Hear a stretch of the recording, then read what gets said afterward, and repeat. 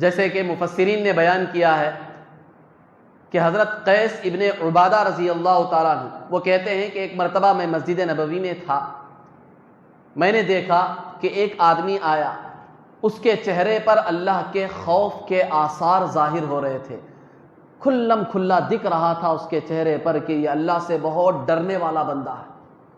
اس کے چہرے پر نظر آ رہا تھا کہ اللہ کا ڈر، اللہ کا خوف اس کے چہرے پر کھلم کھلا دکھ رہا تھا۔ وہ شخص اندر آیا مسجد میں، آ کر اس نے 2 رکعت نماز پڑھی، لمبی چوڑی نماز نہیں پڑھی، ہلکی پھلکی نماز، عام طور پر جو نماز پڑھتے ہیں 5-10 منٹ میں، اس طرح اس نے 1-2 رکعت نماز پڑھی۔ نماز اس نے ختم کی تو لوگوں نے دیکھ کر اسے آپس میں کہا کہ یہ آدمی جنتی ہے۔ لوگ خود آپس میں کہنے لگے، جو صحابہ تھے انہوں نے اس آدمی کو دیکھ کر کہا کہ یہ جنتی ہے۔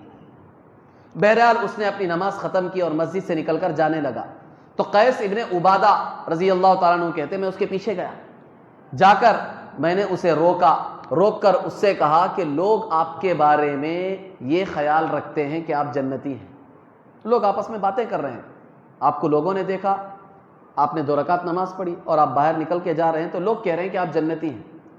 تو وہ آدمی کہنے لگا کسی کے لیے یہ مناسب نہیں ہے کہ کسی کے بارے میں وہ بات کہے جس کا اسے علم نہیں ہے۔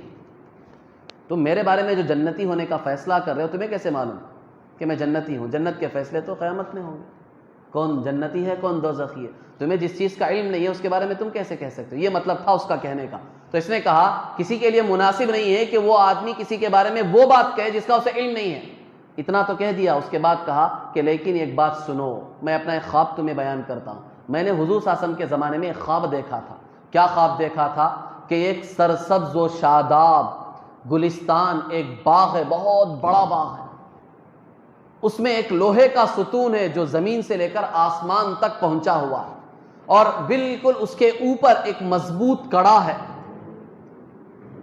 میں اس ستون پر چڑھنے کی کوشش کر رہا تھا لیکن میں چڑھ نہیں سکا، تو کسی آدمی نے اوپر سے مجھے ہاتھ دیا اور کہا کہ چڑھو۔ میں نے کہا کہ میں نے چڑھ نہیں پا رہا، کہا کہ تم میرے ہاتھ کے ذریعے سے اوپر چڑھو۔ چنانچہ میں چڑھ گیا اور چڑھ کر میں نے اس مضبوط کڑے کو پکڑ لیا۔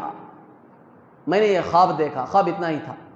میں نے حضور صلی اللہ علیہ وسلم کے سامنے آ کر یہ خواب بیان کیا کہ حضور میں نے خواب دیکھا کہ ایک باغیچہ ہے، ایک پارک ہے، بہت سرسبز و شاداب، اس میں ایک لوہے کا ستون ہے زمین سے لے کر آسمان تک، اس میں ایک لوہے کا اوپر ایک کڑا ہے، مضبوط کڑا ہے، میں اس پر چڑھنا چاہ رہا تھا، چڑھ نہیں سکا۔ اوپر سے ایک شخص نے کہا کہ میرے سہارے تم چڑھ جاؤ، چنانچہ میں چڑھ گیا، مضبوط کڑے کو میں نے پکڑ لیا۔ یہ خواب میں نے دیکھا ہے، کیا ہے؟ تو حضور صلی اللہ علیہ وسلم نے کہا کہ وہ جو باغ اور پارک تم نے دیکھا تھا وہ اسلام تھا، اور جو لوہے کا ستون تھا وہ دین تھا، اور جو تم نے مضبوط کڑے کو تھام لیا تھا وہ اس کی علامت تھی کہ موت تک تم اسلام کو تھام کر رکھو گے، موت تک تم ایمان پر، اسلام پر باقی رہو گے۔ یہ حضور صلی اللہ علیہ وسلم نے ان کو بشارت دی، خوشخبری سنائی۔ وہ کون تھے؟ وہ عبداللہ ابن سلام رضی اللہ تعالیٰ عنہ تھے، خود صحابی تھے، اسلام لانے سے پہلے یہودیوں کے بہت بڑے عالم تھے، بعد میں اسلام قبول کیا۔ انہوں نے یہ خواب دیکھا تھا، حضور صلی اللہ علیہ وسلم نے ان کے بارے میں بشارت دی تھی کہ تم موت تک اسلام پر، ایمان پر باقی رہو گے، کیونکہ مضبوط کڑے کو تم نے تھام لیا، پکڑ لیا، اب چھوٹ کر نہیں گرو گے تم۔ تو یہ خواب انہوں نے دیکھا تھا، اور وہی آدمی مسجد میں آ کر 2 رکعت نماز پڑھ رہے تھے تو لوگوں نے ان کے بارے میں کہا تھا کہ یہ جنتی ہیں۔ تو اس آیت کے ذریعے سے اللہ تبارک و تعالی ہمیں سمجھا رہے ہیں کہ ہم مسلمانوں میں سے بھی جو مسلمان بھی طاغوت کا، شیاطین کا انکار کرے گا، اس کے راستے پر نہیں چلے گا اور اللہ کی راہ کو اختیار کرے گا، اللہ پر یقین رکھ کر اس کے کڑے کو مضبوطی سے پکڑ لے گا، تو وہ شخص بھی سیدھے جنت میں جائے گا۔